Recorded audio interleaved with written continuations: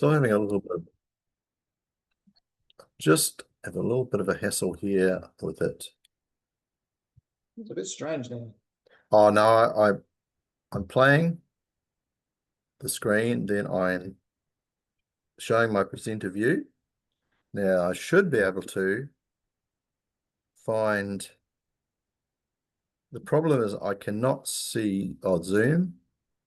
Go to there, go to, hang on, Zoom. Sorry. I don't see share. That's my problem. So I've got the right thing. I'm not sure what to do. We're just talking about David's sin and his redemption. And I may have covered some of these things before. If I have, please forgive me. But this talk, certainly this talk has been, and this PowerPoint's been newly written in the last week or so. So there might be some good stuff here, we hope. And it will become relevant to the breaking of bread as we proceed. It's pretty obvious, I guess, that it is. So if we've been following the readings, these things won't be a surprise to us. So we find in these chapters, something in the way here, can I move that? Right. So finally, we have a unified kingdom. So there was war between David's men, the Judah and the Benjamites, the followers, the last ragtag followers of Saul's men.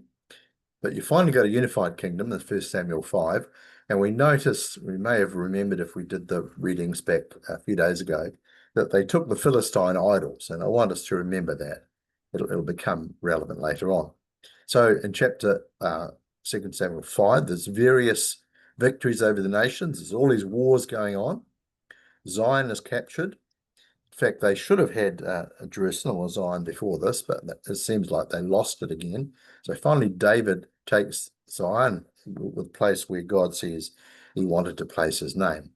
And it tells us in chapter 5 also, sons were born to David. Of course, he had several wives. And there were other victories over the nations in chapter 8. And then the ark is brought up, and he had a little bit of a problem with bringing the ark up, we remember. But once he got it right, that was fine. And just a little thing we could note, I could also, if you are interested, only, I could also email the PowerPoint to Mike and he could share it. It might make life easier. But in Psalm 30, verse 11, it is talking about bringing the ark up, and he says, then you turned my lament into dancing, and you removed my sackcloth and covered me with joy. So there's David's joyous on this occasion. So things are going really well. And then, of course, 2 Samuel 7, very important. The promises are given, perhaps the high point of his life. You might say it's around about this time. He has more victories over the nations in chapter 8.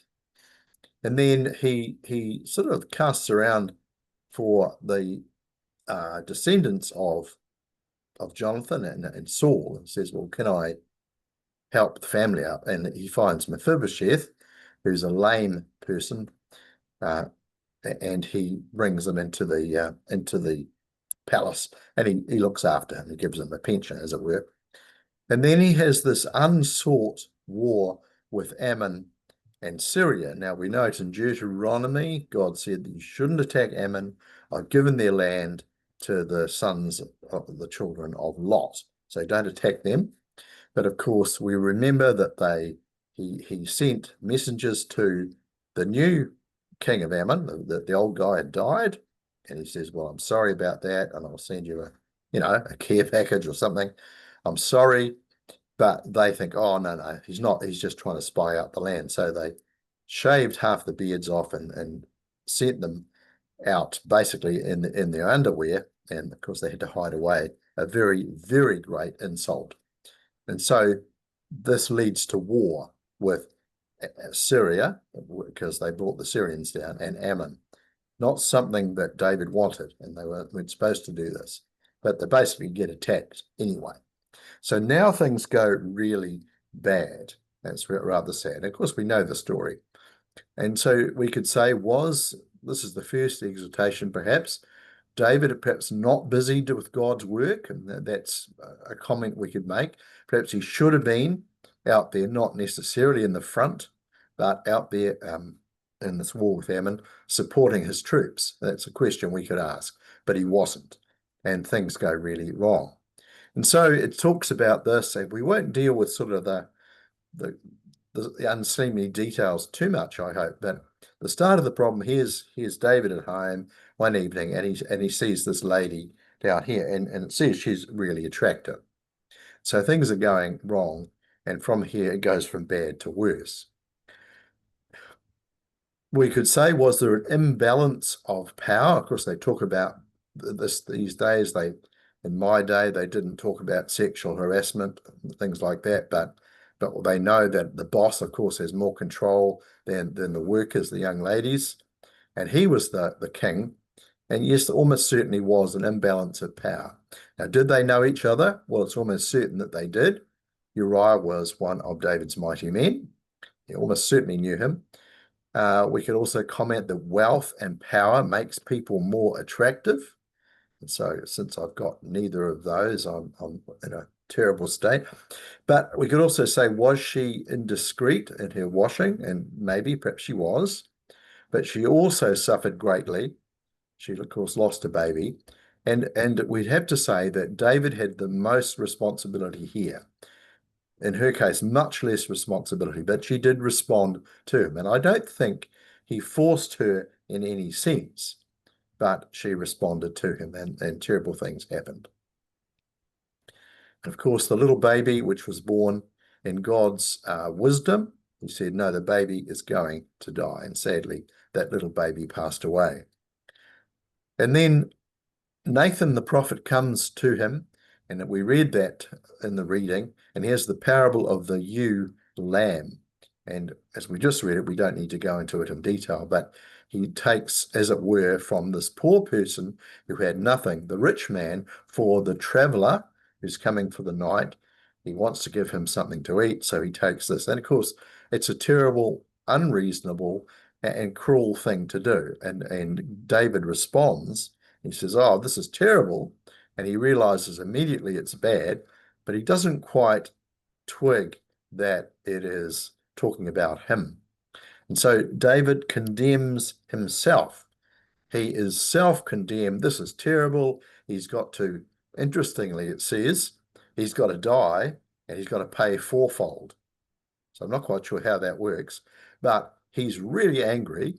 But of course, he's really, although he doesn't quite know it yet, he's really very hypocritical. And so Nathan, of course, tells him, as we said, well, you are the man who did this. And when we read it, it happens quite quickly in the reading, but I think there's probably a little bit of silence, a little bit of thinking, and when Nathan the prophet talks to him, and David thinks about it and says, I have sinned against Yahweh. I have sinned against God. And that's fundamentally what we do. And in our lives, we don't necessarily have sins which are so bad as David, but the principles of how we overcome it and how we are redeemed remain the same. And that's why we're talking about it. And so he had no excuse. God says you had no excuse. You had all these wives. He was not having relations with Michal at this time. So after the incident with the bringing out of the ark, he says, no, I'm sorry, you're going to be alone. But he had all these other wives, plus at least 10 concubines. In 2 Samuel 15, it talks about those. It also says in chapter 12, verse 8, that he had Saul's wives. And God says you could have had more. And by implication, I think he could have had more wives if he wanted, and other material things. So God says you've got no excuse in doing this. Now, bad things happen. And here's one of the issues here is, of course, covetousness. And the law, it said, you should not covet your neighbor's, animals or his house or his wife. And this little picture shows the way we work sometimes. And so the old lady says of the young, oh, if only I had her figure. But the young woman says, if I had her diamonds, I'd be happy. And the young man, presumably, we hope they're all married, if only I had the old man's money, and of course the old man, which is if only I had his wife. We all want other things that people have which we think would make us happy. Of course, God says, don't ever do that. It only leads to problems. Do not covet anything. There's always going to be differences. People have got things better or worse or different or more than us.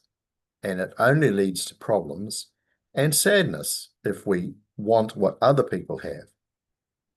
And so Jesus said, and all my quotes are from the NET, watch out and guard yourself from all types of greed or covetousness, because one's life does not consist in the abundance of his possessions. And so we talk about success. People are successful, and so therefore, by implication, they're better people. Or if people are poor, they're not successful, they're not as good. But that's rubbish, because it's our relation to God through Christ that is important. And so covetousness is an issue. People always have things that we want. Sometimes it's the different that is attractive to us in our partners. And I've seen cases where people have committed adultery, and you'd wonder why. You really would, because the person they went after was not attractive. But this idea of the different or something new can create an issue in us. Something different, a change. David could have had more wives, but not somebody else's wife. And we're exhorted in all things, in Hebrews 13, to be content with what we have. There'll always be differences. There'll be rich versus poor. And Jesus says that the poor you will have always. And so you can do and help them anytime you like. But of course, there'll always be poor. And by implication too, or it says in Psalm 72, it talks about the poor. And so even in the kingdom, or perhaps in the early parts of the kingdom, there are still poor people, which of course Jesus helps. But there's more than covetousness in this situation, that there's sexual lust, isn't there? And so in 1 John chapter 2, he says to do not love the world or the things in the world, or if anybody loves the world, the love of the Father is not in him, because all that is in the world, and these three things, the desire of the flesh, the desire of the eyes, and the arrogance produced by material possessions, is not from the Father, but is from the world. Of course, the world is passing away with all its desires, but the person who does the will of God remains forever.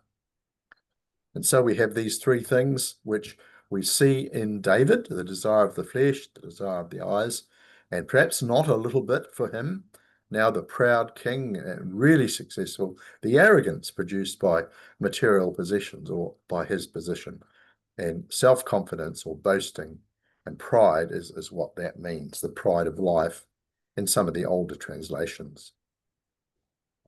And so sin can lead to more sin. And so that's why it's such a problem for us. Sin can lead to more sin. So for David, we had lust or covetousness, which is compared to idolatry in Colossians. And remember that the men of David attacked the Philistines and got their idols. They took their idols, and I'm assuming, and I hope so, they destroyed them and they threw them away. But so he's getting rid of the idols, and that's the natural thing. That's the legalistic part. I've got rid of the idols. But here he's got lust or covetousness, and he's acting in an idolatrous way again. He committed adultery, he committed lying, he committed murder. He has deceit and cover up and denial.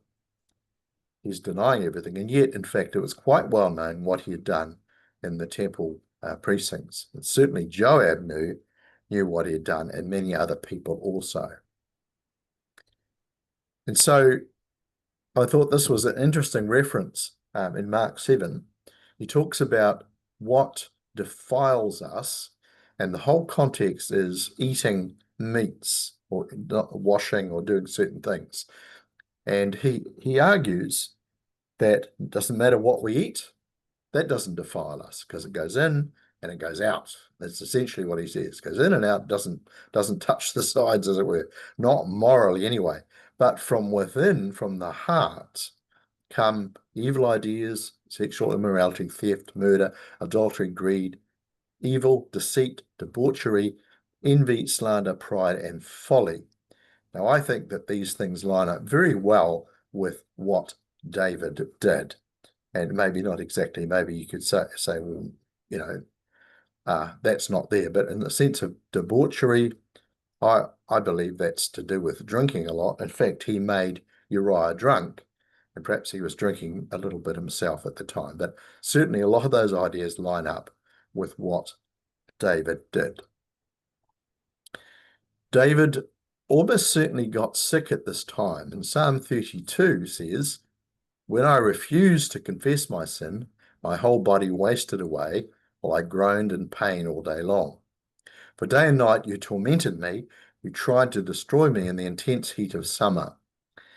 Now, maybe this was over a period of 9 to 12 months until the baby was born. It's also a reference to Psalm 38 and possibly Psalm 31. Certainly, David was ill at some point. There's no question about that. But I'd have to be fair and say the exact timing is a little more difficult. But Psalm 32 is definitely on the money with the timing here. And so David is going through a period of sickness. He was told that by his own judgment, he would have to pay fourfold, 4 times. And so we have the unnamed baby that died as a baby. We had Amnon, who was murdered by Absalom, who was killed by Joab, and Adonijah, who didn't die in David's lifetime, but was later executed by Solomon. And so we recall then David's own assessment in 2 Samuel 12, verses 5 and 6, which we read. And so these sad and terrible things happened. And so God, and we have to make it absolutely clear, God forgave him. And that's what he says, your sin is put away. But in our lives, the consequences or the effects of our sin can carry on. And God is not continuing to punish us, but it is caused by our own folly. And so one of the reasons why the problems happened, and this is in the case of Adonijah, it says Adonijah, the son of David and Haggith, was promoting himself and boasting, and he wanted to be king. Now, in the middle there, in the bold, now his father had never corrected him by saying, "Why do you do such things?" He was also very handsome and had been born right after Absalom. And so this almost certainly applies to the other boys as well, that his father did not discipline them. And so why did they die? You can say, well, God killed 4 of his sons. Well, perhaps that's not quite true, that the circumstances were established and set up whereby through lack of parental control, through the fact that they were rich young men, they were proud and had been used to getting their own way, and eventually 4 of them died, or the 3 more died after the baby. And so we come to his redemption. And so it would be terrible if he just, died and God killed him. We would have nothing positive to say about it. But he responded. He seems to respond straight away. I've sinned against Yahweh, which is fundamentally what it's about. So he didn't kill or imprison Nathan the prophet. Now remember King Ahab and Micaiah. Micaiah came and said, don't go to battle. But Ahab says, no, put him in prison. In other cases, the prophets were killed by the king. He didn't do that. He confessed his sin. He repented. He did not sin, and I've got it in brackets, this way again. Of course, he sinned in other ways, but he did not sin in this terrible, terrible way again. He changed. And so that's important, that we confess our sin, we repent, and we forsake our sin, especially these terrible things. So that's why it calls in the little parable of the ewe lamb a traveler. It was something which wasn't normal in this terrible way for David. Of course he sinned. Of course he did things wrong. as we all do. He also accepted the consequences. Now, remember, Shimei comes out when Absalom rebels, comes out and curses him, and he says, no, God has sent him to curse. Just leave him, don't kill him. He learned from it, and he taught others. In Psalm 51, verse 13, he says, then will I teach rebels your merciful ways, and sinners will turn to you. So this is the beginning of his redemption, but the consequences remain, as we can be with our own sins. Here are some of the terrible and the sad consequences of what he had done, or the way he lived. So in chapter 13, there's the rape and ruin of Tamar, one of his daughters. He lost 4 sons. He had a loss of respect, suspicion, and mistrust in the nation. He lost the respect of Joab. Remember what he says in the reading we did. Come up now and, come to the battle, lest I name the city after myself. So he lost respect of Joab, and Joab thought, he might have not cared less what he did, but he lost respect because David had always said and always acted much better. We had hatred. Ahithophel hated him from that point on. We have had Ahithophel's rebellion and ultimately his suicide, so he lost a good man. He had rebellion in the kingdom and wars, and the deaths of many others in the nation, all consequences of what he had done. Of course, in the kingdom, and this is Tissot, an imaginary drawing of David's mighty men. They look pretty scary guys, and perhaps we could think of one of those as Uriah the Hittite.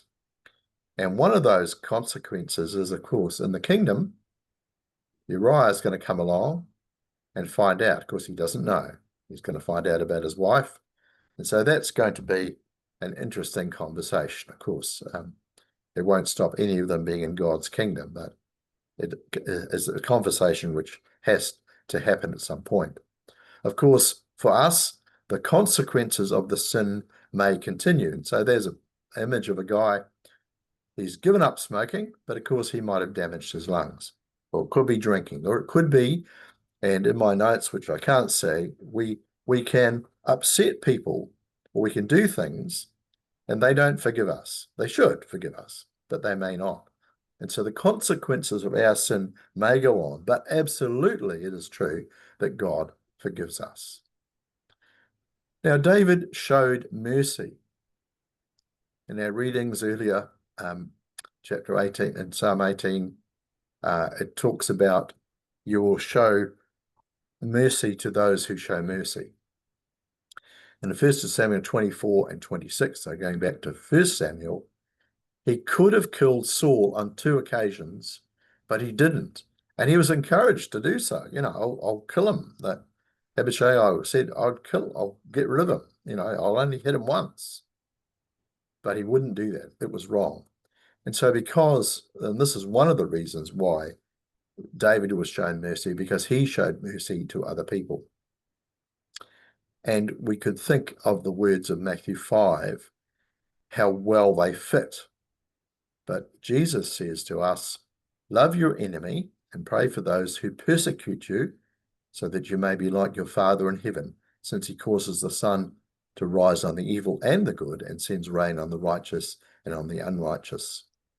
And, chapter 7, do not judge so that you will not be judged. For by the standard that you judge, you will be judged, and by the measure you use will be the measure you receive. And so these things are something which we can say God has taken into account in the forgiveness and the redemption of David. And so he is redeemed, and he stands before God as a righteous man. And a lot of people find that really difficult to accept. And in fact, it also says that he would cause the name of God to be blasphemed. And even today, people aren't very happy with King David when they read the Bible. Of course, they don't have faith. And so that says Psalm 32 by David, a well-written psalm, which I can't see because it's covered. This shows the principles by which he is justified, by which he is redeemed. How blessed is the one whose rebellious acts are forgiven, whose sin is pardoned. How blessed is the one whose wrongdoing the Lord Yahweh does not punish, in whose spirit there is no deceit. And in Psalm 51 and in Psalm 40, certainly you do not want sacrifice, or else I would offer it. You do not desire a burnt sacrifice. And in Psalm 40, which actually covers all the altar offerings, if you have a look at the Hebrew, receiving sacrifices and offerings are not your primary concern. You make that quite clear to me. You do not ask for burnt sacrifices and sin offerings. And God says, David says in Psalm 51, if that's what you wanted, I'd do that, but it would do no good. Of course, there was no sacrifice under the law for murder, for adultery. He should have been stoned. He should have been killed outright. And so it establishes a principle, and Psalm 32 is cited in Romans. In Romans, of course, if you want to go through it and colour the word justice or justification, you find it occurs very many times. It tells us how it works. It establishes a principle. So Romans 4 verse 6, so even David himself speaks regarding the blessedness, the happiness of the man or woman to whom God credits righteousness apart from works, apart from anything we could do.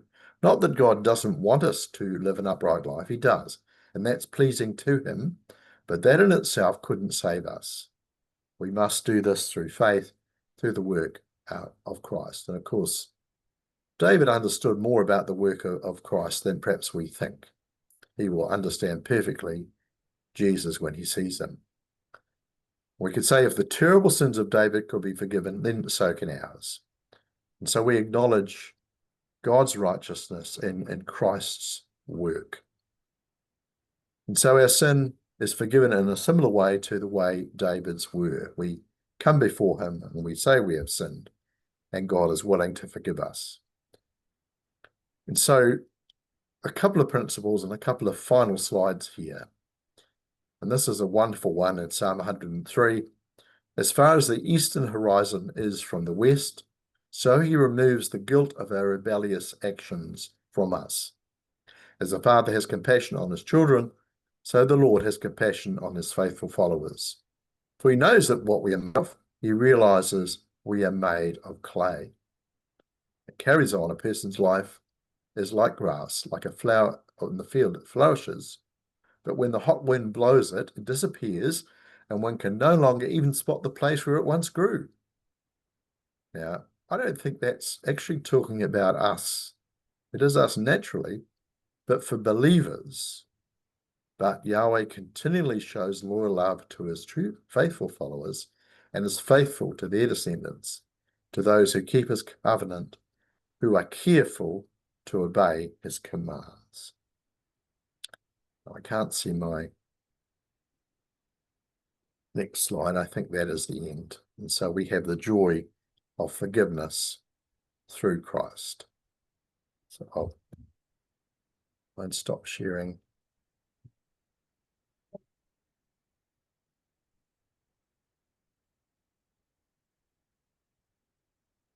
Oh, sorry. She can take over, stop sharing.